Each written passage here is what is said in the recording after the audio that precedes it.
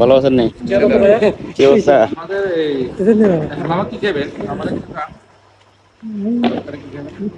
এখন আসি আপনার কসকাতে। আচ্ছা, এখন এখানে আসি দেখলাম সৌজ ভাই আছে, তারপর আপনার রানা ভাই আছে। তো আমি আপনাদের কাছে জানতে চাইছি এখানে কোন বিষয়ে আপনারা একটু প্রোগ্রাম করতে চাইছেন? আমাদের সিমেন্ট কোম্পানির একটা প্রোগ্রাম করতে চাইছি, সিমেন্টের এনজিএস সিমেন্টের। আমরা এর আগে একটা বিএসআরএম প্রোগ্রাম করছি, এটা চট্টগ্রামে এনজিএস সিমেন্টের আমাদের প্রোগ্রামটা এখন এখানে সামনে যে আমাদের একটা প্রোগ্রাম আছে, একটা প্রোগ্রামটা এখানে করবো।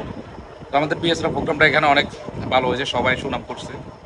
তো নিজাম ভাই ছিলেন, উনিশও আমাদেরকে অনেক হেল্প করছে। তো আমাদের এভাবে ধাপে ধাপে কোম্পানির যে আমাদের যে ডিলারশিপের প্রোগ্রামগুলো এখানে আমরা ধাপে ধাপে এভাবে করবো। তো এনজিএস এর আমরা প্রোগ্রামের জন্য নিজাম ভাইয়ের সাথে কথা বলার জন্য আসছি। আমাদের প্রায় 100 জনের আমাদের এখানে কন্ট্রাক্টর থাকবে, এর ভিতরে আমাদের কিছু ইঞ্জিনিয়ার থাকবে।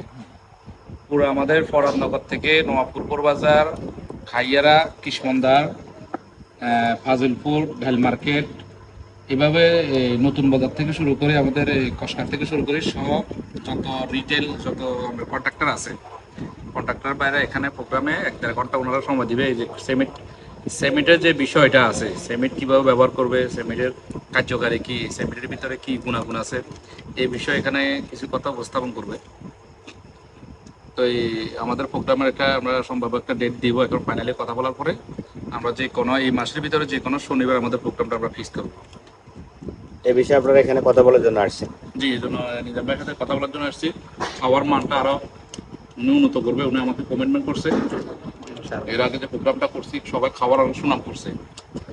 এই জন্য আমাদের আরও কীভাবে আমাদের এখানে সবাই মেহমানরা আসবে, ওনাদেরকে কীভাবে আরও আপ্যায়ন করা যায়, এই বিষয়ে আমি সরাসরি কথা বলার জন্য আসছি। আমার পাশে আছে এনজিএস এর প্রতিনিধি রানা ভাই। আপনি এখানে কেন আসছেন একটু বিস্তারিত একটু বলেন তো দেখি। জি, আসসালামু আলাইকুম। আমি এখানে আসছি মূলত আমরা ইনশাল্লাহ এই এনজি সিমেন্ট ইন্ডাস্ট্রি লিমিটেডের পক্ষ থেকে আমরা একটি মেশন প্রোগ্রাম করার চিন্তা ভাবনা করছি। ইনশাল্লাহ এই মেশন প্রোগ্রাম আমরা চাচ্ছি যে আমাদের পাশে আমার বাড়ি হচ্ছে ফরাদনগর, পাশে হচ্ছে লেমুয়া ইউনিয়ন, এর ভিতরে একটা হচ্ছে নিয়ালপল্লী, যেটা আমরা একদম সবাই জানি নিয়ালপল্লী সম্পর্কে। এখানে আবার নতুন করে তারা এই একটা কাবাব পার্ক হিসেবে করছে।